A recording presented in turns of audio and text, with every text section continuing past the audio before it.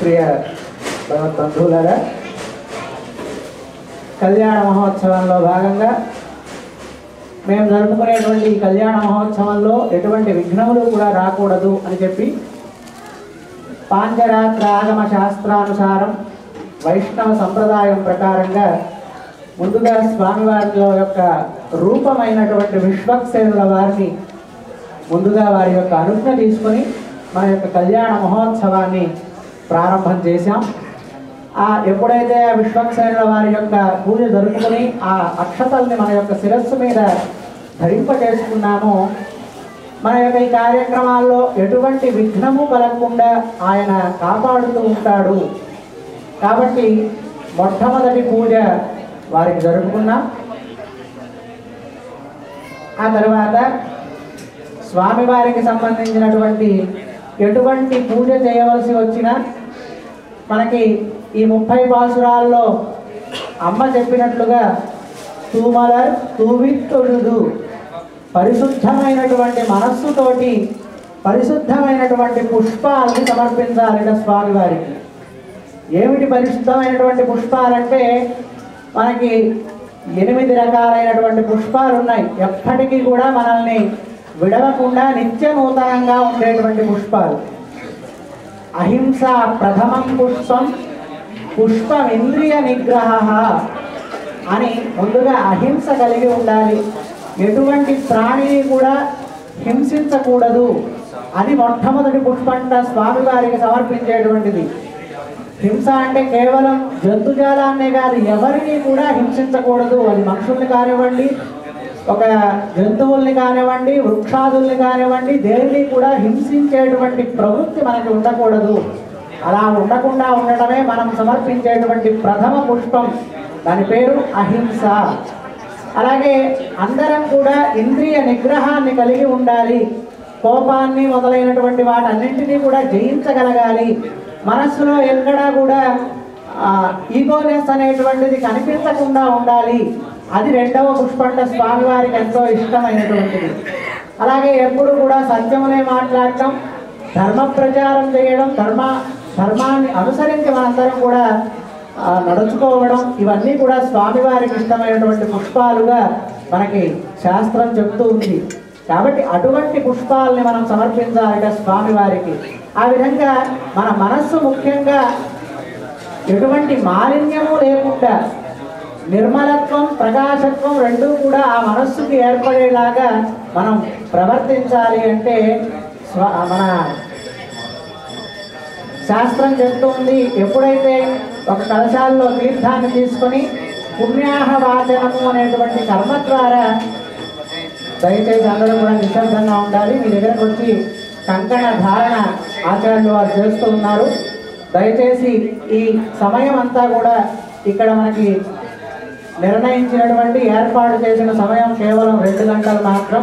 కాబట్టి ఆ 2 గంటలు కూడా మనం స్వామివారి మీదనే మనస్సుని తదేక దృష్టితోటి ఆయన యొక్క ధ్యానంలో ఈ చెప్పేటువంటి విషయాల్ని మనం తెలుసుకుంటూ వాటిని వీలైతే మనం పాటించేటువంటి ప్రయత్నం చేద్దాం. దయచేసి ఎవరు కూడా మాట్లాడవద్దు అని చెప్పి ప్రార్థిస్తూ ఉన్నాం. ఎప్పుడైతే ఆ కలశంలో తీర్థాన్ని మంత్రపూతం చేసి ఆ మంత్రపూతమైనటువంటి తీర్థాన్ని మన శిరస్సు మీద ధరించామో అందరికీ కూడా ఈ పైన బ్రహ్మరంధ్రం అని చెప్పి ఉంటుంది. ఆ బ్రహ్మరంధ్రం ద్వారా ఆ బ్రహ్మరంధ్రం మీద ఒక్క నీటి బొట్టు పడినా, ఈ మంత్రపూతమైనటువంటి నీటి బొట్టు పడినా కానీ అది లోపలి దాకా ప్రవేశించి లోపల మన మనస్సునంతటినీ కూడా పరిశుద్ధం చేస్తుందిట. అటువంటి కార్యక్రమానికి పుణ్యాహవాచనము అని చెప్పి పేరు.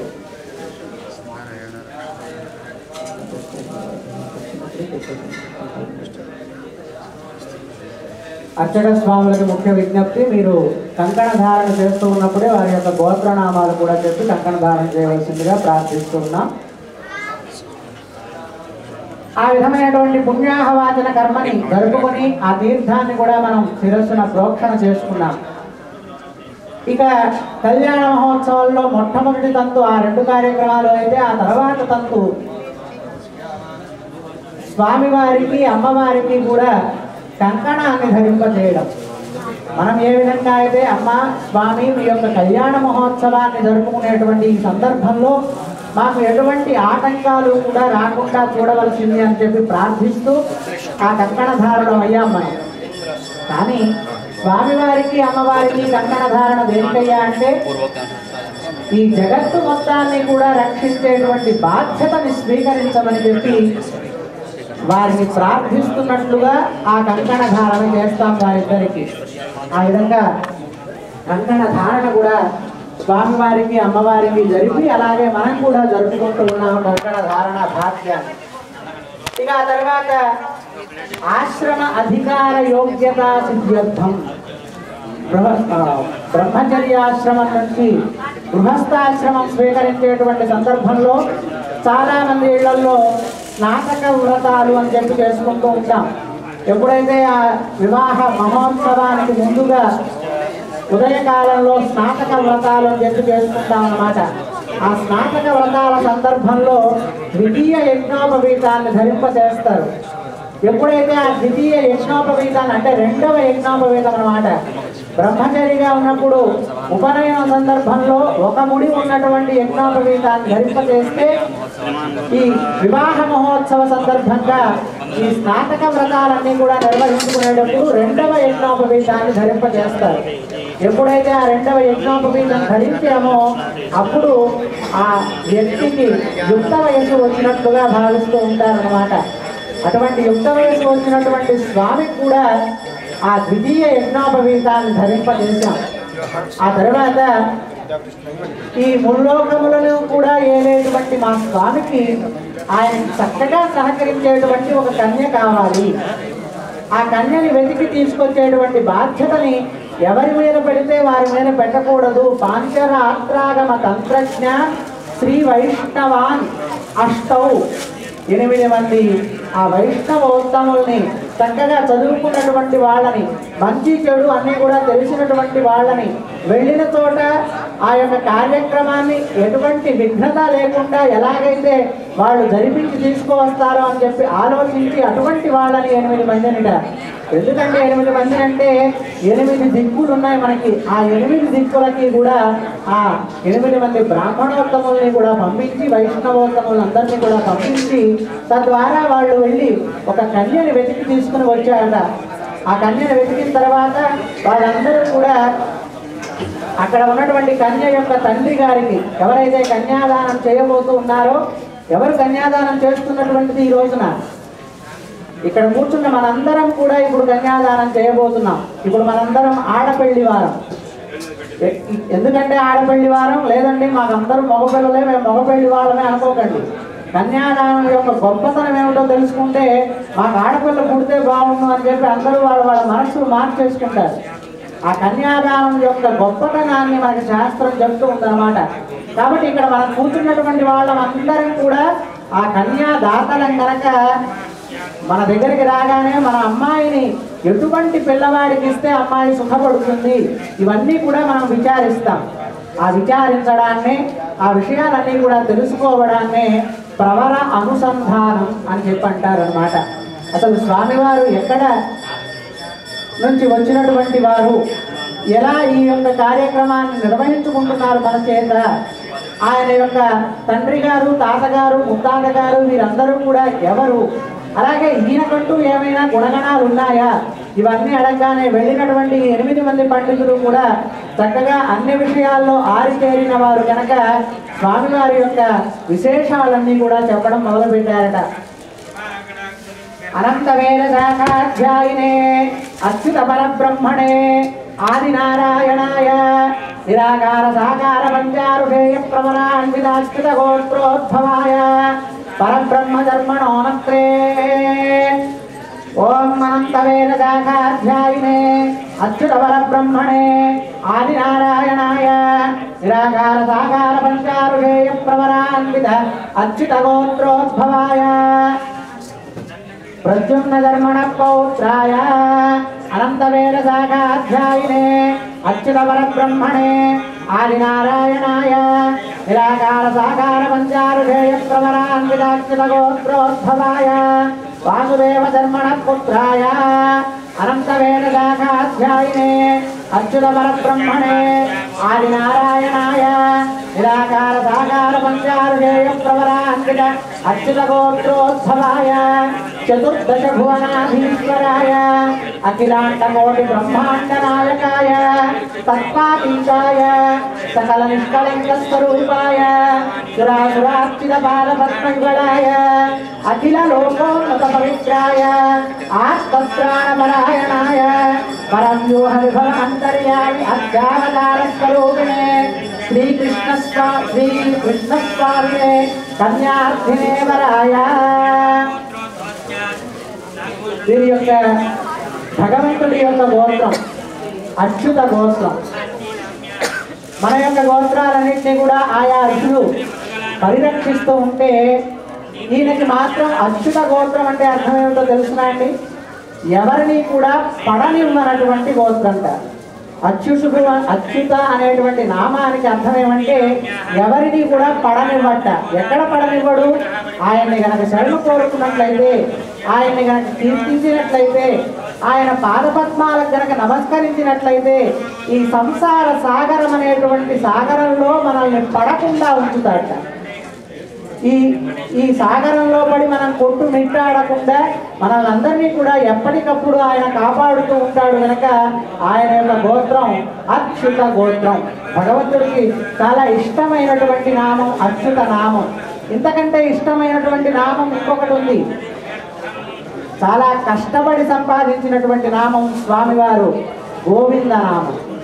ఎంత కష్టపడ్డాడో తెలుసా అండి? 7 రోజుల పాటు సుమారుగా ఈ చిటికన వేరు మీద గోవర్ధన పర్వతాన్ని ఎత్తి గోపీ జనాలందరినీ కూడా రక్షించి తద్వారా సాధించుకున్నటువంటి నామం ఆ గోవింద నామం. కనుక ఈ గోవింద నామానికి ఆయన చాలా కరిగిపోతాడట. ఎవరైనా గోవింద అనేటువంటి నామ సంకీర్తన చేసినట్లయితే ఎంతగానో ఉప్పొంగిపోతాడట. ఆ విధంగా అందుకనే మన అమ్మ కూడా ఈ 26 పాసురాల్లో ఎక్కడా కూడా గోవింద నామం చెప్పనటువంటి ఆమె 27వ పాసురంలో స్వామికి ఇక ఇంకా రాడేమో అని చెప్పి అప్పుడు వచ్చిన తర్వాత, అయ్యా నీకు ఎంతో ఇష్టమైన నామం, నువ్వు వస్తే తప్ప మేము చెప్పకూడదు అనుకున్నాం. కనుక ఆఖరి 27వ పాసురంలో ఆ గోవింద నామాన్ని ఉచ్చరిస్తుంది అమ్మ. స్వామి వచ్చి కూర్చున్న తర్వాత ఎప్పుడైతే ఆ గోవింద నామాన్ని ఉచ్చరించారో తాను కోరుకున్నటువంటి వాటన్నిటిని కూడా అనుగ్రహిస్తాడట ఆ భక్తులకి. అందుకనే ఆ గోవింద నామానికి అంతటి ప్రాముఖ్యత ఉందన్నమాట. అటువంటి ఆ అచ్యుత గోత్రంలో జన్మించినటువంటి స్వామి పరబ్రహ్మ శర్మ అనేటువంటి ఆయన యొక్క మునిమనవడు, అలాగే వాసుదేవ శర్మ అనేటువంటి ఆయన యొక్క మనవడు, ప్రద్యుమ్న శర్మ అనేటువంటి ఆయన యొక్క పుత్రుడు అని అనగానే తాతలు తండ్రుల పేర్లు చెప్పగానే మనమందరం అంటే మనం కన్యాదాతలం కనుక మనం అడిగాం, అయ్యా మీ యొక్క స్వామికి ఇంకేమన్నా గుణాలు ఉంటే చెప్పండి. తాతలు తండ్రుల పేర్లు చెప్పుకుని అలా గొప్పతనాన్ని ఊహించుకుని మా పిల్లనిచ్చేటువంటి ఉద్దేశం మాకు లేదు. కనుక మీకు మీ యొక్క స్వామికి మీ యొక్క అబ్బాయికి ఉన్నటువంటి గుణగణాలు చెప్పమంటే అప్పుడు చెప్తూ ఉన్నారట, 14 లోకాలని కూడా చతుర్దశ భువనాధీశ్వరాయ, చతుర్దశ భువనాలని కూడా ఆయన యొక్క అధీనంలో ఉంటాయి. ఆయన యొక్క అధీనంలో ఉంచుకుని వాటన్నిటినీ కూడా పరిపాలిస్తూ ఉంటాడు స్వామి మా స్వామి అని చెప్పగానే we are not satisfied on that గుణం. ఇంకో గుణం చెప్తూ ఉన్నారు, చతుర్దశ భువనాధీశ్వరుడైనా కానీ మాకు సంబంధం లేదయ్యా, ఇంకేమన్నా మంచి గుణం చెప్పండి అనగానే తత్రాతీతాయ. మనందరం ఇక్కడ ఇలా నిలబడి ఉన్నామంటే, మనం రోజు లేచి మన యొక్క పనులకు వెళ్ళగలుగుతున్నామంటే పంచభూతాలు మనకి లోపల ఉండి మనల్ని నడిపిస్తున్నాయని మనకు తెలుసు. పంచభూతాత్మకం మన యొక్క శరీరం. కానీ వాటినే 5 తత్వాలు అంటారన్నమాట, పంచతత్వాలు. ఆ 5 తత్వాలకి కూడా అందనటువంటి వాడు అజాయమానో బహుధా విజాయతే అని చెప్తోంది మనకి వేదం. ఎటువంటి పుట్టుక లేనటువంటి వాడు కూడా మన కోసం పుట్టి ఈ లోకానికి వస్తున్నాడు. అయినా మన శరీరం లాంటి శరీరం కాదు స్వామి. ఈ తత్వాలకి అతీతమైనటువంటి వాడు స్వామి. అంతేనా, సకల నిష్కళంక స్వరూపాయ. మనందరం ఈ లోకంలో పుట్టడానికి మన యొక్క కర్మఫలం, ఆ కర్మఫలానుసారం మనం ఈ లోకంలో ఈ మానవ జన్మలో పుట్టడం ఎంతో దుర్లభమైనటువంటి ఈ మానవ జన్మలో పుట్టడం అనేటువంటిది ఆయన పుట్టినా మనలాంటి ఏ విధమైన కళంకము అంటనటువంటి వాడు మా స్వామి సకల నిష్కళంక స్వరూపాయ. అంతేనా? సుర అసుర అర్చిత పాద పద్మయుగళాయ. భగవంతుడి యొక్క పాదపద్మాలకి దేవతలే కాదు రాక్షసులు కూడా ఆయన యొక్క పాదపద్మాలనే ఆశ్రయించి ఉంటారు. అది మొన్న మన ఎంజి ప్రసాద్ గారు చెప్పినట్లుగా, నిన్నటి రోజున ఎవరైనా విన్నట్లయితే వారి యొక్క ప్రవచనాన్ని వారు చెప్పినట్లుగా ఎవరినైనా కానీ తన యొక్క కళ్యాణ గుణాలతోటి తాను దగ్గర తీసుకుంటాట. అందుకే అమ్మ చెప్తుంది కూడారై వెళ్ళు శ్రీ గోవింద.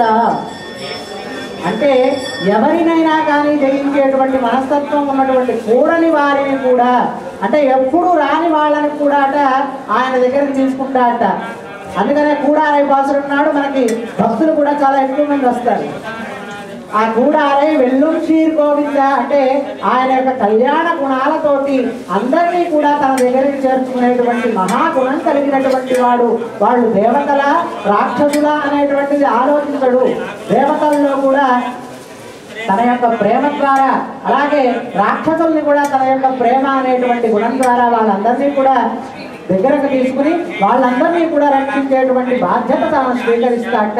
అందుకే ఆయన పేరు సురాసురార్చిత పాద పద్మయుగళాయ. అంతేకాదు అఖిల లోకోన్నత పవిత్రాయ. మనకి 14 లోకాలు ఉన్నాయి. ఊర్ధ్వలోకాలు 7, అధోలోకాలు 7 అని చెప్పి ఈ 14 లోకాల్లోకి కూడా ఉన్నతమైనటువంటి వాడు, పవిత్రమైనటువంటి వాడు ఎవరైనా ఉన్నారా అంటే ఆయన మా స్వామి. అందులో ఈ రోజున మన ముందు ఉన్నటువంటి స్వామి రంగనాథ స్వరూపంగా భావించేటువంటి కృష్ణ భగవానుడు. ఈయనది మాత్రమే పరిపూర్ణమైనటువంటి అవతారం. మిగతా అవతారాలన్నీ కూడా పరిపూర్ణ అవతారాలుగా చెప్పుకోవాలన్నమాట. భాగవతం ప్రకారంగా మనకి స్వామివారి యొక్క అవతారాలు 21 అని చెప్తారు. అందులో ఈ కృష్ణావతారం మాత్రమే పరిపూర్ణమైనటువంటి అవతారంగా భావిస్తారన్నమాట.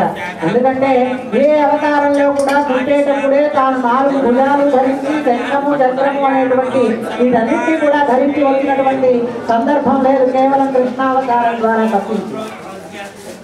కాబట్టి ఆ కృష్ణావతారం పరిపూర్ణమైనటువంటి అవతారం కనుక ఆ స్వామి ఈ ఉన్నతమైనటువంటి పవిత్రమైనటువంటి వాడు ఈ లోకాలన్నిటికీ కూడా. ఇన్ని చెప్పినా మనం సాటిస్ఫై అవ్వలేదని ఇక వచ్చినటువంటి వాళ్ళు మనకంటే చాలా తెలివైన వాళ్ళు కనుక ఆ పండితోత్తములందరూ కూడా అప్పుడు చెప్తూ ఉన్నారట, స్వామి వారికి మాత్రమే ఉన్నటువంటి అసాధారణమైనటువంటి గుణాన్ని చెప్తూ ఉన్నారు. ఆత్మ ప్రాణ పరాయణాయ.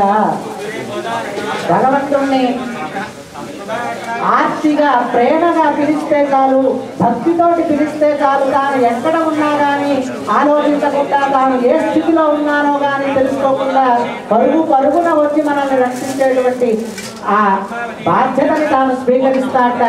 ఆర్తత్రాణ పరాయణాష్టకం అని చెప్పి మనకు ఒక స్తోత్రం. 8 మందిని ఆ విధంగా స్వామివారు రక్షించినటువంటి సందర్భం ఉంది.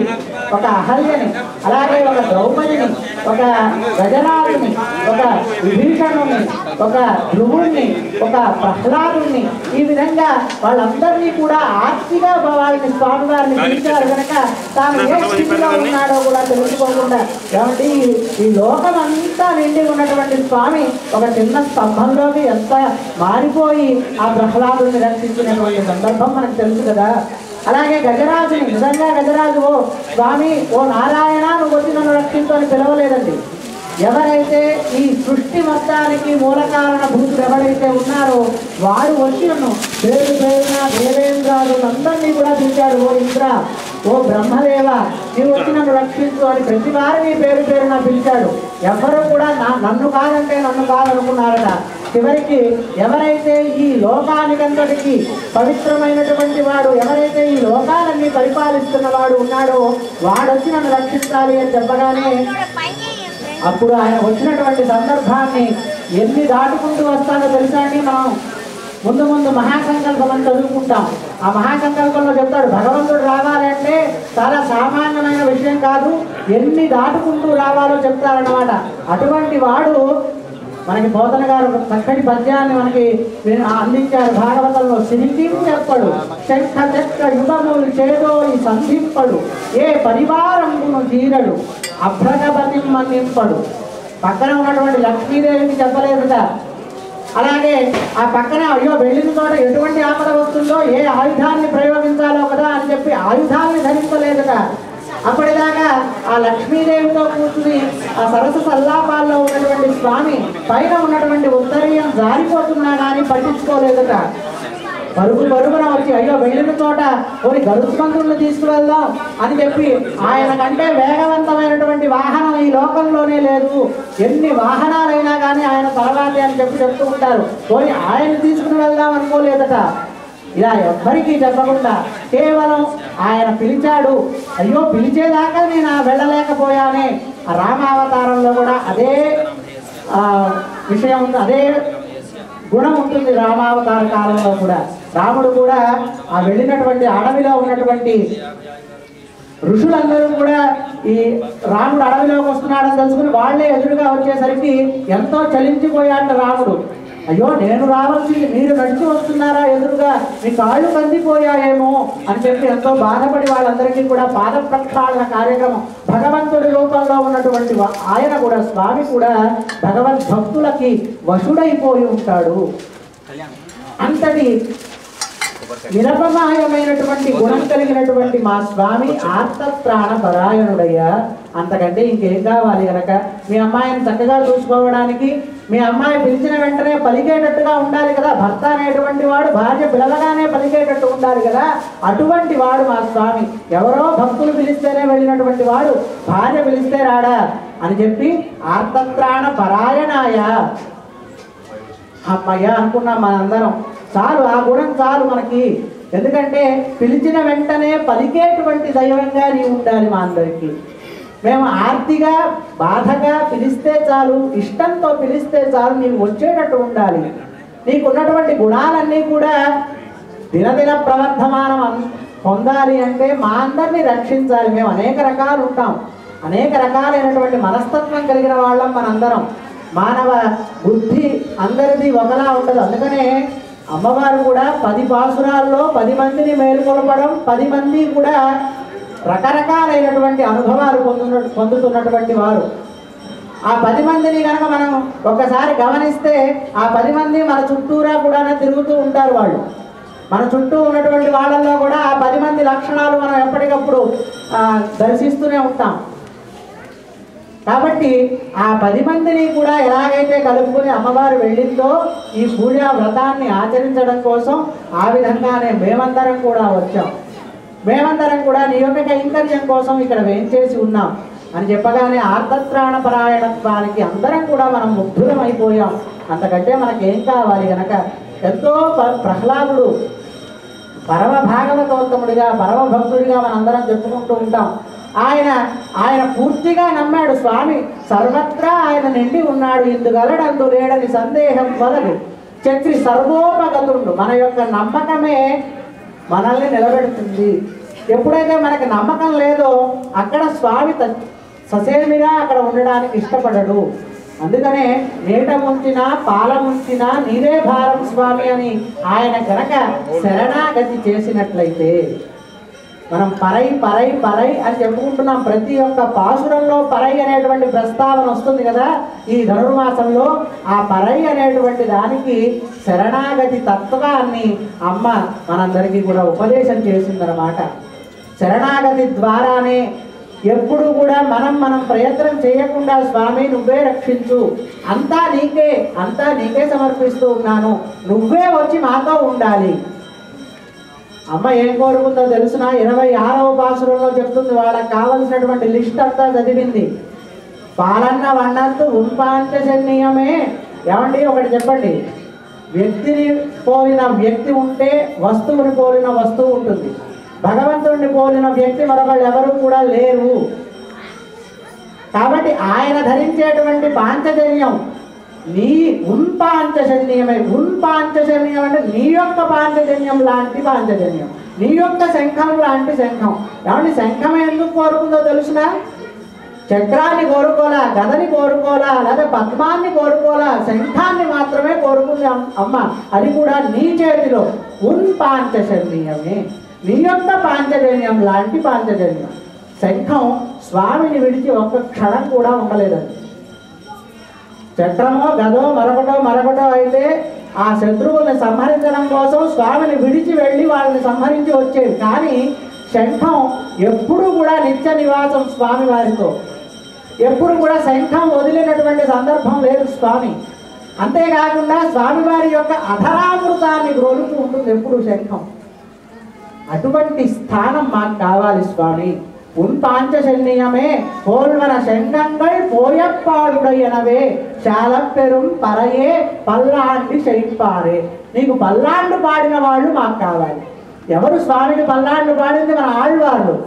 అందుకనే మనకిను భగవంతుడికి మధ్యన ఆచార్యులు మనల్ని ముందుకు తీసుకెళ్తూ ఉంటారు. అటువంటి ఆచార్యులు స్వామివారి మీద భక్తి అతిశయం అయిపోయి, అంటే భక్తి పెరిగిపోయిన తర్వాత అది ప్రేమగా మారి భగవంతుడు ఇన్ని లోకాలు కాపాడేటువంటి భగవంతుడు కూడా మనకు ఒక చిన్న పిల్లవాడిలాగా దర్శనమిస్తాడు. దాన్ని అనుభవించినటువంటి ఆమె యశోదాదేవి. ఆమె చేస్తున్నటువంటి పూడ్చుడలు, కాపిడలు, నీరాటం, ఇవన్నీ కూడా, నీరాటం అంటే స్వామివారికి స్నానం చేయించడం, పూడ్చుడలు కాపిడలు అంటే స్వామివారిని అలంకరించడం, అవన్నీ కూడా చేస్తున్నటువంటి సందర్భంలో స్వామివారిని ఒక చిన్న పిల్లలాగా భావించి ఆమె ఎలాగైతే అనుభవించిందో అంతటి స్థానానికి మనందరం కూడా చేరిపోతాం. ఒక చేరిపోవాలి. అంతటి భక్తి అతిశయం మనందరికీ కూడా కలగాలి. ఆ విధంగా స్వామివారు చిన్నపిల్లవాడు అయిపోయిన తర్వాత మనం ఎలాగైతే మన యొక్క పిల్లలకి అమ్మో వీడికి ఎంత దిష్టి తగిలిందో, ఇవాళ మంచి బట్టలు వేసాం, మంచి నగలు వాడికి అలంకరించాం.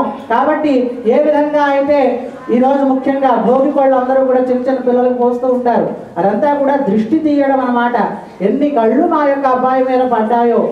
మనం హారతులు ఇస్తూ ఉంటాం పిల్లలకి పుట్టినరోజుల సందర్భంగా. అవి ఇప్పుడు అలవాట్లో ఉన్నాయో లేదో చాలా మందికి తెలియదు, కానీ ఒకప్పుడు ఉండేవి మా చిన్నప్పుడు. అలా ఎలాగైతే మనం అందరం కూడా పిల్లలకి హారతి ఇస్తామో అదంతా కూడా వాడి యొక్క దృష్టిని తీయడం. అలాగే స్వామివారికి కూడా మనం హారతిని ఇస్తాం, అది కూడా దృష్టి తీయడం. ఆ దృష్టి తీసినటువంటి దాన్ని స్వామివారికి ఇచ్చిన దృష్టి కనుక నమస్కారం చేసుకుంటాం కనుక, కానీ మనం కళ్ళకు అద్దుకోకూడదు. దృష్టిని ఎప్పుడు కూడా కళ్ళకు అద్దుకోకూడదు అని చెప్పి శాస్త్రం. కాబట్టి ఆ విధంగా స్వామివారికి ఎవరైతే మంగళాన్ని పాడారో వాళ్ళు మాకు కావాలి. అలాగే కోల విళక్కే, అమ్మకు ఒక పేరు ఉంది, మంగళ దీపరేఖ. అమ్మ స్వామివారిని దర్శింపచేసేటువంటి దీపం లాంటిదిట. దీపం ఎలాగైతే అజ్ఞానాన్ని పోగొట్టి జ్ఞానాన్ని ప్రసాదిస్తుందో అలాగే అమ్మవారు మన యొక్క స్వామి యొక్క దర్శనాన్ని మనకి లభింపచేస్తుంది కనుక ఆమెకి మంగళ దీపరేఖ అని చెప్పి పేరు. కాబట్టి ఆ కోల విళక్కే కూడా కావాలి మాకు. కొడియే వితానమే నివాస శయ్యాసన పాదుకాంశుకో అని చెప్పి గరుత్మంతుడికి సంబంధించినటువంటి శ్లోకం. ఆ గరుత్మంతుడు ఏ విధంగా అయితే స్వామివారికి ఒక గొడుగులాగా, ఒక కూర్చోవడానికి ఒక చక్కటి సింహాసనంలాగా తాను అమరి ఉంటాడో, అలాగే ఆదిశేషుడు ఏ విధంగా అయితే స్వామివారికి ఆ విధమైనటువంటి తన యొక్క భక్తిని ఎలాగైతే ప్రకటిస్తూ ఉంటాడో వారిద్దరూ కూడా కావాలి మాకు. గరుత్మంతుడు ఆదిశేషుడు కూడా. ఏమండి, ఆయనకి సంబంధించినవన్నీ కూడా మనం తీసేసుకుంటే ఆయన ఎక్కడుంటాడు? వాటితో పాటు ఆయన కూడా వస్తారు అని చెప్పి మన యొక్క భావన. అంతే కదా. అమ్మవారిని కనుక మనం తీసేసుకున్నాం, అలాగే పల్లాంటి చెప్పే వాళ్ళని తీసేసుకున్నాం, స్వామికి సంబంధించిన కూర్చోవడానికి సంబంధించినటువంటి వాటిని తీసేసుకున్నాం, నిత్యము ఆయన చేతిలో ఉండేటువంటి పాంచజన్యాన్ని తీసేసుకున్నాం. ఇక ఆయన తప్పకుండా ఆయన వాటి వెనక వస్తాడు కనుక అది అడిగేటువంటి పద్ధతి. ఆ కోరిక కోరుకోవడం కూడా చాలా టాక్టిక్స్ తోటి కోరుకోవాలి అని అంటారు. భగవంతుడిని కోరిక ఏదో పడితే ఏది పడితే అది కోరకూడదు. కోరడంలో కూడా ఇంకొకటి ఏం చెప్తారంటే సంప్రదాయకులు, నీవు ఏదైతే కోరావో దాన్నే ఇస్తాడు, నీవు ఏది కోరకపోతే అన్నీ ఇస్తాడు. నీవు కోరేటువంటి దానిలో సాధక బాధకాలు ఏమున్నాయో నీకు తెలీదు. కానీ నువ్వు అడిగావు కనుక ఇచ్చేస్తాడు. దానివల్ల నువ్వు తర్వాత ఇబ్బంది పడతావా లేకపోతే దాన్ని సక్రమంగా వినియోగిస్తావా లేదో మనకు తెలియదు, వచ్చిన తర్వాత కానీ దాన్ని అనుభవించిన తర్వాత కానీ. కానీ భగవంతుడికి అన్నీ తెలుసు. అందుకనే స్వామివారి దగ్గర ముఖ్యంగా మనం ఫలాంటి కావాలి అని కోరుకోకూడదుట. If you ask one thing he will give to you, but if you ask anything he will give everything. కాబట్టి ఆయన ఏమీ కోరుకోకూడదు. ఆయన్ని నీకు ఏది తోస్తే అది మాకు ఇవ్వవయ్యా, మాకు ఏది మంచిది అనిపిస్తే అది మాకు ఇవ్వు. మనకు $1,00,000 కావాలనుకోండి, ఆ $1,00,000 కోరితే వెంటనే ఇచ్చేస్తాడు. కానీ దానివల్ల ఏమి లాభ నష్టాలు ఏవి కూడా మనం ఆలోచించాం. నిజానికి మన తలరాత మీద స్వామి రాసినట్లుగా ఒక $10,00,000 ఇవ్వాలంటే వీళ్ళు లక్షగా అడిగింది ఇచ్చేద్దాం అనుకుంటారు. అందుకని మనం అడగకూడదు ఏది కూడా. ఆయన ఏది ఇస్తే దాన్ని మనం స్వీకరించాలి. అందుకనే మనకెవరు ఆయన? జగత్తు మొత్తానికి కూడా తల్లిదండ్రులు ఆయన. అటువంటిది మన యొక్క పిల్లలు మన దగ్గరకు వచ్చి నా గోత్రం ఇది, నా పేరు ఇది అని చెప్పుకుంటారండి ఎవరైనా? ఎవ్వరు కూడా ప్రతిరోజు వచ్చి నేను మీ పిల్లాడిని, నేను మీ గోత్రంలో పుట్టా అని చెప్పుకోడు కదా. అలాగే మనం స్వామివారి దగ్గరికి వెళ్ళినప్పుడు కూడా అటువంటి గోత్రనామాలు చెప్పకూడదు. మనం ఎవరు వస్తున్నామో ఆయనకు తెలుసండి. ఎవరెవరు వస్తున్నారు, ఫలానా పేరు గల వాళ్ళు, మన పేర్లు ఏమిటో కూడా ఆయనకు తెలుసు. నిజానికి ఆయన దగ్గర ఈ జనాభా లెక్కలన్నీ ఆయన దగ్గర ఉన్నాయి. ఆయనకు వేరే మనం పేర్లు చెప్పవలసినటువంటి అవసరం లేదు అని చెప్పి సంప్రదాయకులు చెప్తూ ఉంటారు. అందుకే ముఖ్యంగా భగవద్ ఆలయానికి వెళ్ళినప్పుడు ఎప్పుడు కూడా మనం భగవంతుడిని భక్తితోటి ప్రేమతోటి కొలవాలి. మన గురించి మనం చెప్పుకోవాల్సినటువంటి అవసరం లేదు. ఆయన దగ్గర నేను అంత గొప్పవాడిని, నేను ఎంత గొప్పవాడిని అని చెప్పవలసినటువంటి అవసరమే లేదు. ఆయన ఇచ్చినటువంటి అనుగ్రహం చేతి మనం ఈ లోకానికి వచ్చి ఉన్నాం. మనల్ని పంపించిన వాడే ఆయన. మనల్ని ఇక్కడ ఎలా నడవాలో అంతా కూడా ముందే లోపల ఒక చిప్ని వేసి పంపించాడు. దాని ప్రకారం మనం నడుస్తూనే ఉంటాం. ఆ విధంగా ఆర్తత్రాణపరాయణ సూత్రాన్ని చెప్పిన తర్వాత మరి స్వామివారి యొక్క 5 రూపాలు పర, వ్యూహ, విభవ, అంతర్యామి, అర్చ, 5 స్వరూపాల్లో స్వామి వేంచేసి ఉంటాడు. వైకుంఠంలో దాని మీద ఇంకొక లోకం ఏది లేదండి. 14 లోకాలు కూడా ఆ వైకుంఠానికి కింద ఉంటాయి. ఆ వైకుంఠం మనందరి సిటిజన్షిప్ అక్కడ ఉందండి. ఆ వైకుంఠంలో వేంచేసి ఉంటాడ స్వామి పరవాసుదేవుడిగా. అక్కడ ఉన్నటువంటి ఆయన్నే వైకుంఠనాథుడు అని అంటాం. మొన్న ముక్కోటి ఏకాదశి నాడు మనం స్వామివారిని కనుక దర్శించినట్లయితే ఉత్తర ద్వారంలో వైకుంఠంలో స్వామివారు ఆ విధంగా వేంచేసి ఉంటారట. శంఖము, చక్రము, గద, అభయహస్తంతో. మన దగ్గర శ్రీదేవి, భూదేవి ఉంది, నీలాదేవి లేదు కనుక నీలాదేవి అంతర్లీనంగా ఉన్నట్టుగా భావిస్తూ శ్రీ భూ నీల గోదా సమేతుడైనటువంటి స్వామి అక్కడ ఆ వైకుంఠంలో వేంచేసి ఉంటారు. ఆయన్ని పరవాసుదేవుడు అంటారు. అక్కడ దాకా మనం వెళ్ళే ప్రయత్నం చేయట్లా. ఇక్కడికి వచ్చిన తర్వాత ఈ కర్మ బంధంలో పడిపోయి, ఇది కర్మభూమి అంటారు భూమండలాన్ని, ఆ కర్మ ఇదిలో పడిపోయి మనం స్వామిని చేరేటువంటి ప్రయత్నం చేయలేకపోతున్నాం కనుక అయ్యో పోనీ మనమే ఒక మెట్టు దిక్కు కిందకు వెళ్దామని ఒక మెట్టు దిక్కు కిందకు వచ్చేటండి ఆయన. అక్కడ క్షీరసాగరం ఏర్పడింది. అక్కడ స్వామి లక్ష్మీ సమేతుడై ఆ క్షీరసాగరంలో ఆ శేషశయ్య మీద శయనించి ఉంటాడు. అక్కడ ఆలోచిస్తూ ఉంటాడు జగద్రక్షణ చింతన అంతా కూడా. వైకుంఠంలో ఏమి ఆలోచించడండి, ఆ వ్యూహంలో ఆలోచిస్తూ ఉంటాడట.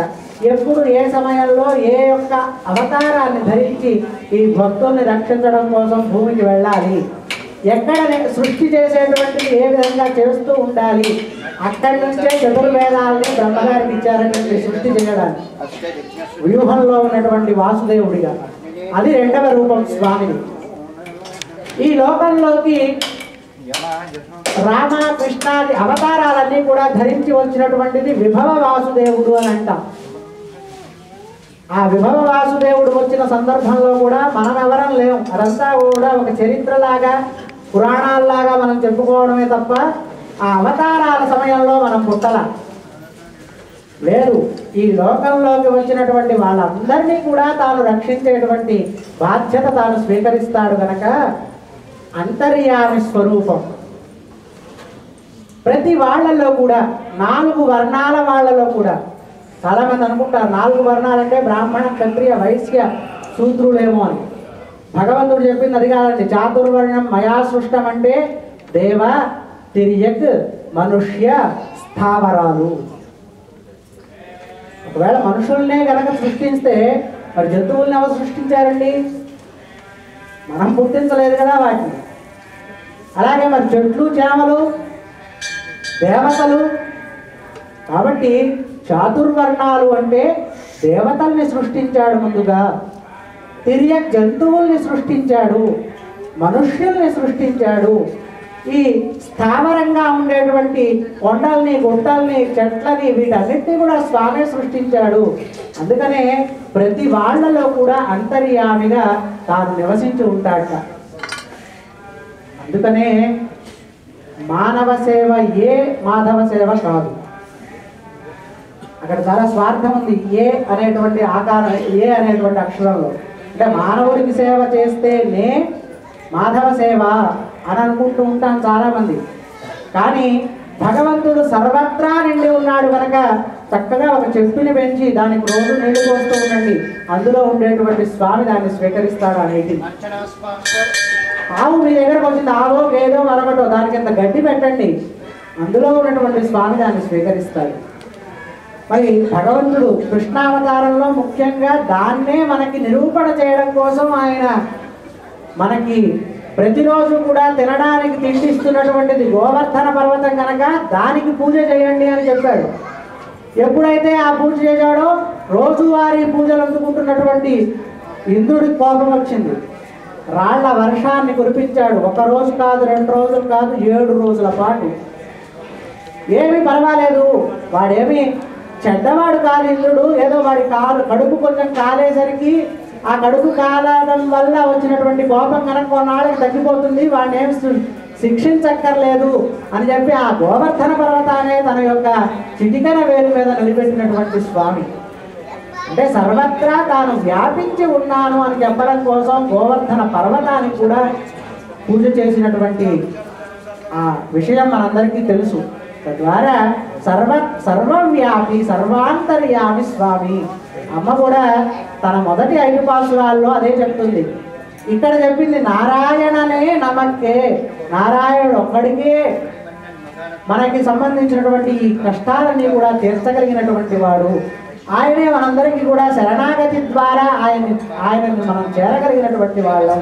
నారాయణనే నమక్కే అని చెప్పి ముందుగా పరవాసుదేవ తత్వాన్ని, వైకుంఠంలో ఉండేటువంటి నారాయణ తత్వాన్ని మొట్టమొదటి పాసురంలో, అలాగే 2వ పాసురంలో పార్కడలు పయ్యత్తు ఇంద్ర పరమన్ అదిపాడి పాలకడలిలో వేంచేసి ఉన్నటువంటి అని చెప్పి 2వ పాసురంలో వ్యూహ వాసుదేవుణ్ణి కీర్తించింది. అలాగే విభవ వాసుదేవుడిగా ఓంగి యురగడన్నా అని చెప్పి అక్కడ వామనావతారాన్ని మనందరికీ కూడా దర్శింపచేసింది. అలాగే భగవంతుడు సర్వాంతర్యామి గనక మేఘాలు అంటే వరుణదేవుడుగా మనకి ప్రత్యక్ష ఫలప్రదాతండి. మీరు చూడండి, మనం ఏ పూజ చేసినా కలశం పెట్టుకుంటాం, కలశంలో వరుణదేవుడినే ముందుగా ఆవాహన చేస్తారు. ఎందుకంటే ఆయన ప్రత్యక్ష ఫలప్రదుడు అని అంటూ ఉంటారనమాట. ఏదన్నా మనం కార్యక్రమం చేసుకుని ఇంట్లో ఒక హోమం లాంటిది జరుపుకోగానే ఒక 4 చినుకులు పడ్డాయనుకోండి, అవి స్వాతి చినుకులుగా భావించి అవి మనకి ఆశీర్వచనంగా మనం భావిస్తాం. కాబట్టి ఆ 4వ పాసురంలో వరుణదేవుణ్ణి ప్రార్థించింది. ఇక ఆ తర్వాతది అర్చా స్వరూపం. ఈ లోపల ఉన్నటువంటి స్వామిని కూడా మనం దర్శించలేకపోతున్నాం మన యొక్క దౌర్భాగ్య విశేషం చేత. ఈ లోపల ఉన్నటువంటి స్వామిని కనుక దర్శిస్తే అందరం ఒకటే, అందరిలో కూడా మనం సమానత్వాన్ని చూడగలుగుతాం. ఏ విధమైనటువంటి ఎవరికి కూడా ఈగో అనేటువంటిది ఉండదు. ఒకరు ఎక్కువ ఒకరు తక్కువ అనేటువంటి భావనలు రావు. ఒక 2 దేశాల మధ్య ఏ విధమైనటువంటి గొడవలు రావు. 2 వ్యక్తుల మధ్య ఏ విధమైనటువంటి పొరపక్షాలు కూడా రావు. కానీ ఈ లోపల ఉన్నటువంటి స్వామిని కూడా మనం దర్శించలేనటువంటి అజ్ఞానాంధకారంలో మనం మిగిలిపోయినాం కనుక ఇంకా వీళ్ళని ఏ విధంగా అయినా ఉద్ధరించాలి అని చెప్పి అర్చా స్వరూపాన్ని స్వీకరించాట. ఈ అర్చా స్వరూపం అంత సౌలభ్యమైనటువంటి మూర్తి మరొకరెవరూ కూడా లేదు అని చెప్పి మనకు ఆగమ శాస్త్రం చెప్తోంది. ఏమనంటే నువ్వు కడితే కట్టించుకుంటాడు, కూర్చోమంటే కూర్చుంటాడు, లేదయ్యా నువ్వు నించో అంటే నించుంటాడు, లేదు ఈ రోజున నీకు రెస్ట్ లేదు, ఎందుకంటే మాకు భక్తులు చాలామంది వచ్చేవాళ్ళు ఉన్నారు, వాళ్ళందరికీ నీవు నిలబడి చక్కటి దర్శనాన్ని ఇస్తూనే ఉండాలంటే ఇస్తాడు, నువ్వు మేము ఎన్ని మాలలు వేస్తే అన్ని మాలలు మొయ్యాల్సిందే అంటే మోస్తాడు. పలానా వాళ్ళు ఇచ్చినటువంటి మాల అయ్యో పోనీ నేను మొయ్యలేదని పక్కన పెట్టినా వాళ్ళు మళ్ళీ అడగగానే తాను వేసుకుంటాడు, ఏమండి మా మాల వేయలేదనగానే వేయించుకుంటాడు. ఇన్ని రకాలైనటువంటి సౌలభ్యం ఉంది ఆయనలో. మా మాల బయటకు కనపడట్లేదంటే బయటకు తీసుకుంటాడు. ఆ విధమైనటువంటి అంటే మనల్ని అందరినీ కూడా సంతోష పెట్టాలి అనేటువంటి భావనతో వచ్చినటువంటి అవతారం అర్చాస్వరూపం. అటువంటి అర్చాస్వరూపంలో ఈ రోజున మాతోటి కళ్యాణోత్సవాన్ని అందుకుంటున్నటువంటి స్వామి రంగనాథ స్వరూపంగా భావించేటువంటి రంగనాథ స్వామి. ఎందుకంటే అమ్మవారు చేసినటువంటిది వటపత్రశాయికి అయినా రంగనాథ స్వామి ఈ లోకంలో అర్చావతారంగా వచ్చినటువంటి మొట్టమొదటి స్వామి. స్వామి స్వయంగా పరమ క్షీరసాగరంలో ఆయన ఒక రూపాన్ని ధరించి విగ్రహ రూపంగా మార్చి ప్రతిరోజు కూడా నిన్ను అర్చించుకునేటువంటి భాగ్యాన్ని మాకు ప్రసాదించమని బ్రహ్మదేవుడు ప్రార్థిస్తే, ఎందుకంటే బ్రహ్మదేవుడు పొద్దున్నే ముందు లేచిన వెంటనే ఆ రంగనాథ స్వామికి తిరువారాధన సమర్పించుకున్న తరువాత సృష్టి కార్యాన్ని ప్రారంభిస్తూ ఉంటాట. కాబట్టి ఆ విధంగా బ్రహ్మదేవుడికి అందినటువంటి ఆ అర్చాస్వరూపం ఆ రంగనాథ స్వామి ఇక్కడి దాకా వచ్చి విభీషణాళ్వారి ద్వారా ఇక్కడ శ్రీరంగంలో ప్రతిష్ఠితమైనటువంటి మూర్తి అన్నమాట. ఆయన మొట్టమొదటి అర్చాస్వరూపం కనుక ఆ అర్చాస్వరూపం ద్వారా అంటే అమ్మవారు ఇంకొకటి ఏం చెప్పిందంటే అర్చాస్వరూపం ద్వారా మనకు కావలసినటువంటి వాటన్నింటినీ కూడా పొందవచ్చు, సాక్షాత్తు ఆయన్ని కూడా పొందవచ్చు. చేయవలసినటువంటి పద్ధతిలో కనుక ఆ భక్తిని ఆ యొక్క ప్రేమని కనుక ప్రదర్శించినట్లయితే అని చెప్పి అర్చాస్వరూపంగా ఉన్నటువంటి ఆ కృష్ణస్వామి ఈ రోజున మనతోటి ఈ కళ్యాణాన్ని అందుకుంటున్నటువంటి స్వామి అని చెప్పి స్వామివారి యొక్క విశేషాలన్నీ కూడా చెప్పిన తర్వాత మనందరి యొక్క సమ్మతిని కూడా అందుకున్నటువంటి ఆ వైష్ణవ ఉత్తములు 8 మంది కూడా వారి దగ్గర మన కన్యాదాతలం కనుక మన దగ్గర అనుమతి తీసుకొని మళ్ళీ స్వామివారి దగ్గరికి వెళ్ళారట. వెళ్ళి ఫలానా చోటన ఒక కన్యను వెతికామయ్యా, ఆమె నీకు చాలా తగినటువంటిది, ఆమెను వివాహం చేసుకోవాల్సింది అని చెప్పి ప్రార్థించి అమ్మవారి యొక్క గుణగణాలను కూడా చెప్తూ ఉన్నారట. ఏం చెప్పారో ఇప్పుడు తెలుసుకుందాం.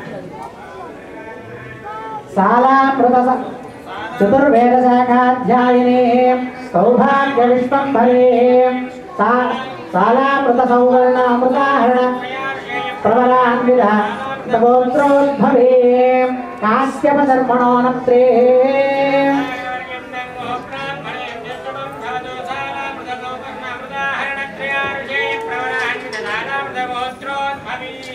వేదాత్మశర్మణ పౌత్రీ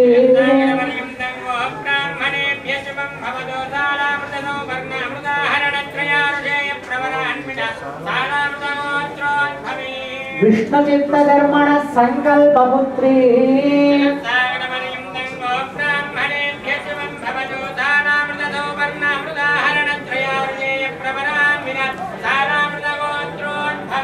శ్రీ గోదానామ్నే సాక్షాల్ లక్ష్మీ పరార్థినే కన్యా. ఈమె శాలామృత గోత్రంలో జన్మించినటువంటి ఆమె కాశ్యప శర్మ అనేటువంటి ఆయన యొక్క మునిమనవరాలు, వేదాత్మ శర్మ అనే ఆయన యొక్క మనవరాలు, విష్ణుచిత్త శర్మ అనేటువంటి ఆయన యొక్క సంకల్ప పుత్రిక. సంకల్ప పుత్రిక అంటే అర్థం ఏమిటంటేనండి, తనంతట తానుగా అక్కడ జన్మించాలి అనుకుని ఆ పెరియాళ్వార్లు ఆ తులసి వనాన్ని తవ్వుతున్నటువంటి సందర్భంలో అందులోంచి ఉద్భవించింది. తనంతట తానుగా వచ్చినటువంటి ఆమెకి సంకల్ప పుత్రిక అని పేరు. మనం కానీ మన పిల్లలు కానీ నేను పలానా ఇంట్లో పుట్టాలి, పలానా వ్యక్తి కూతురిగా కొడుకుగా పుట్టాలి అనుకుని ఎవ్వరూ రాలేదు. కానీ అమ్మవారు అలా అనుకుని సీతాదేవి ఆ విధంగా వచ్చినటువంటిదే. అలాగే గోదాదేవి కూడా ఆ విధంగా వచ్చినటువంటి అమ్మవారి భూదేవి అంశగా సాక్షాత్తు లక్ష్మీ స్వరూపంగా ఆ తనంతట తానుగా ఆ విష్ణు చిత్తులో ఇంత పెంచబడాలి అనేటువంటి ఉద్దేశంతో వచ్చింది కనుక సంకల్ప పుత్రిక అని అంటాం ఆమెని. అటువంటి సంకల్ప పుత్రిక మా గోదాదేవి అని చెప్పి ఈమె గురించి మళ్ళీ ఇంకా ఎన్ని గుణాలు అడుగుతారు అని చెప్పి ఒకే ఒక గుణంతో తేల్చేశారట మన పండితోత్తములు అందరూ కూడా. ఏమనంటే సాక్షాత్ లక్ష్మి. ఏమంటే అప్పటి నుంచే ఆడవాళ్ళ మీద చిన్న చూపుగా అని ఫీల్ అవ్వకండి అందరూ కూడా. లక్ష్మి అనేటువంటి పదంలో ఇంతకుముందు స్వామివారికి ఎన్ని గుణాలైతే మనం చెప్పుకున్నామో అవన్నీ కూడా ప్రకాశింపచేసేటువంటి గుణం ఆ లక్ష్మీ పదంలో ఉందిట. ఆమె పక్కన వేయించేసి ఉంటే అందుకని ఆమె నిత్యానపాయిని అని అంటాం. నిత్యము కూడా ఆయనతోటి వేయించేసి ఉంటుంది. ఏ అవతారాన్ని ధరించి వచ్చినా ప్రత్యక్షంగానో పరోక్షంగానో తాను కూడా వారి వెంటే వేయించేసి వస్తుంది. అందుకని ఇద్దరితో కొలిసి ఉన్నటువంటి రూపాన్నే మనం ఎప్పుడూ కూడా దర్శించాలి తప్ప కేవలం అమ్మవారికో కేవలం స్వామివారికో ఏ విధమైనటువంటి పూజాధికారులు చేయకూడదు అని చెప్పి శాస్త్రం. కేవలం స్వామే కావాలి అని కోరుకుంది శూర్పణఖ. ఆమెకేం జరిగిందో మనందరికీ రామాయణం తెలిసిన వాళ్ళందరికీ తెలుసు. కేవలం ఆమె కావాలనుకున్నట్టు రావణాసురుడు, ఆయన ఏమయ్యాడో కూడా మనందరికీ తెలుసు. కాబట్టి ఇద్దరు కలిసి ఉన్నటువంటి లక్ష్మీనారాయణ స్వరూపాన్ని మనం దర్శించి పూజలు చేయాలి తప్ప ఏ ఒక్కరికో చెయ్యకూడదు. అది ఏ రూపమైనా సరే, ఏ అమ్మవారైనా సరే కేవలం అమ్మవారిని మాత్రం పూజించకూడదు, స్వామివారిని మాత్రం పూజించకూడదు, అమ్మతో కలిసిన స్వామివారిని పూజించాలి అని చెప్పి మనకి శాస్త్రం చెప్తోంది. ఆ విధంగా వారిద్దరికీ కూడా మనం కళ్యాణ మహోత్సవాన్ని ఇప్పుడు జరుపుకుంటూ ఉన్నాం. ఈ విధంగా ఇద్దరి యొక్క సంబంధి తీసుకున్న తర్వాత స్వామివారిని ఇక్కడ కళ్యాణ మండపంలో వేంచేపు చేసి స్వామివారి యొక్క పాదాలని ఇప్పుడు ప్రక్షాళన చేస్తూ ఉన్నారు మన అర్చక స్వాములు. దాన్ని మనందరం కూడా దర్శిద్దాం.